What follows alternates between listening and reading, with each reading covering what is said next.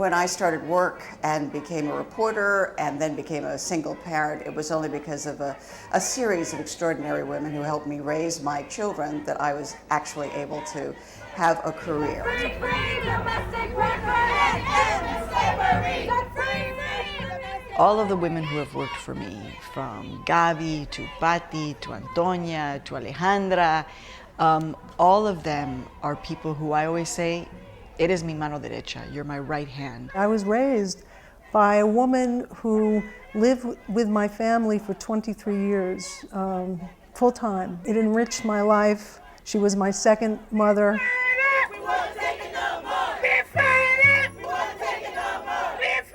I'm a single mother by choice, and I work 40 hours plus a week.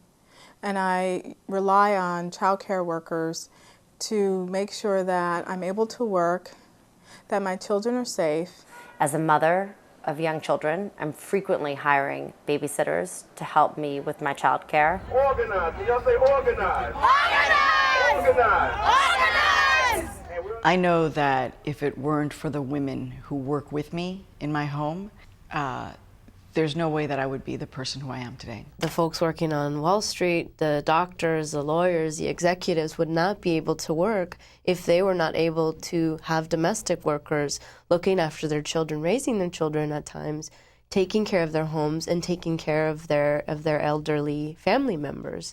The main problem in this country, probably for women, is having two jobs, one inside the home and one outside the home. Now, domestic workers have two inside the home, their own home and somebody else's home.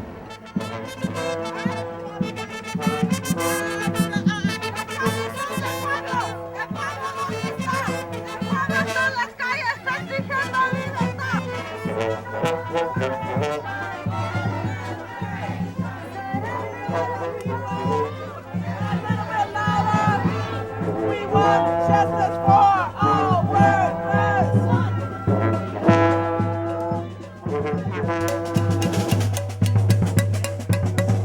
Every woman in my family, except for my twin sister and I, did domestic work at one time or another. I'm the grandchild of a domestic worker.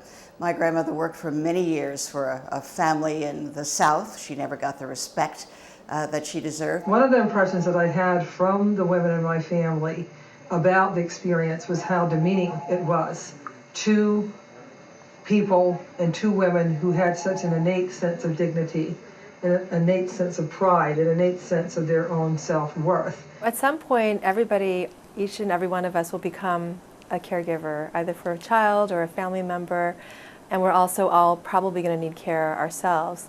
And yet caregiving is so undervalued in our society. One of the things that my Aunt LaRue was involved in doing that I was aware of was trying to get my grandmother and my great aunts their Social Security benefits when Social Security was being put into place. Frances Perkins, who was the first woman ever to be a member of the presidential cabinet in U.S. history, she struggled and really argued and advocated for including domestic work and undoubtedly agricultural work too, because she knew that it was going to exclude millions of African Americans who were very largely concentrated in those categories. So it's just interesting. She was not successful, of course. The only reason there's a division between domestic work and every other kind of work is that mostly women do domestic work.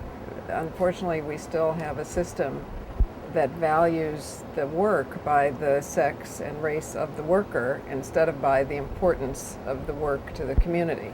So, for instance, you get parking lot attendants who are paid more than childcare attendants, not because we care about our cars more than our children, but because one group is male and the other group is female.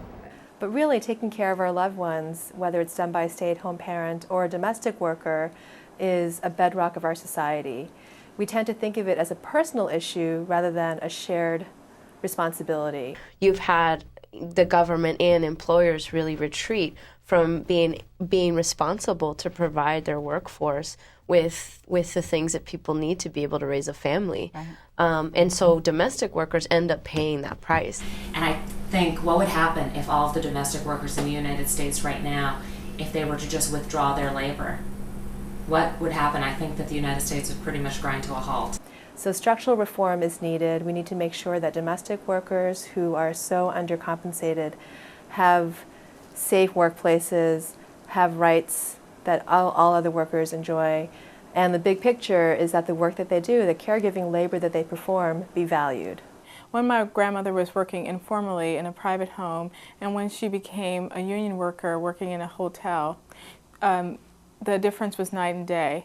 When she was working for in a private home for a private family, she had no health insurance, she was paid under the table, and her time was not her own.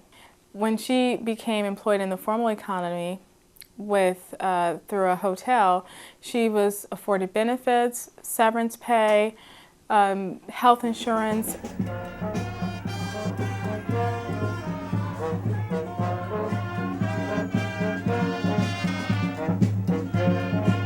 We know that it is only, unfortunately, through legislation that we can make real changes in the working conditions for all men and women.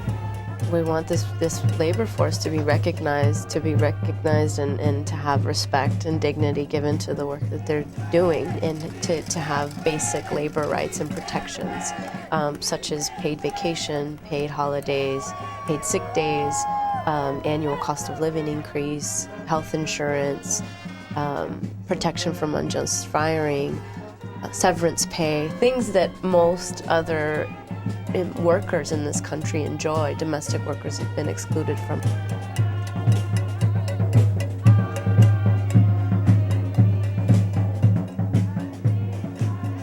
A big part of it for us is that when we work in different neighborhoods throughout Brooklyn and Manhattan and all over New York, that we are really trying to build a shift in consciousness where employers really take it on as a responsibility to say, you know, a living wage is something that I would want for myself, that I want in my family, and I'm going to strive to have that in my home as well. Women especially who employ household workers or domestic workers are sometimes made to feel guilty.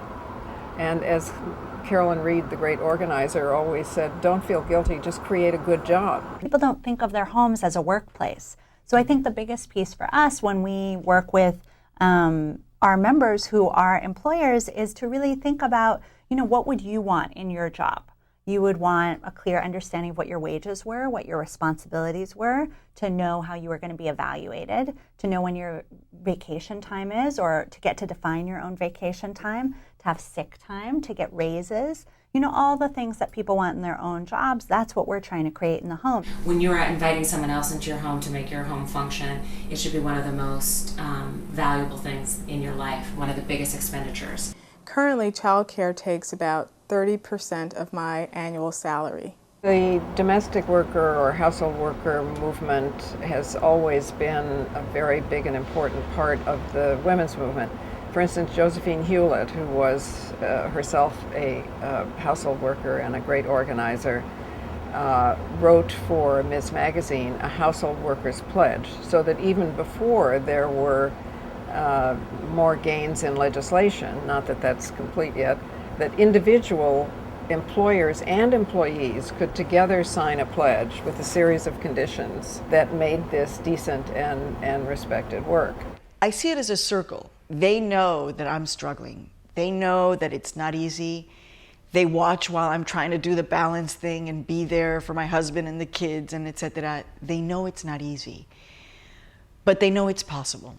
They know it's possible that a woman, a Latina, can succeed as a professional in this country. And so I like to hand that back to them, not only with the good wages that I pay and with the, you know, security of a job and with the fact that, you know, I'll pay them even when we're not in town, they're gonna have a salary. I wouldn't be who I am if it wasn't for them. And I'm hoping that one day in the future, they can look at their daughters and say, my daughter couldn't be who she is if it wasn't for Maria Hinojosa, who also opened the dream a little bit bigger. So we're all connected.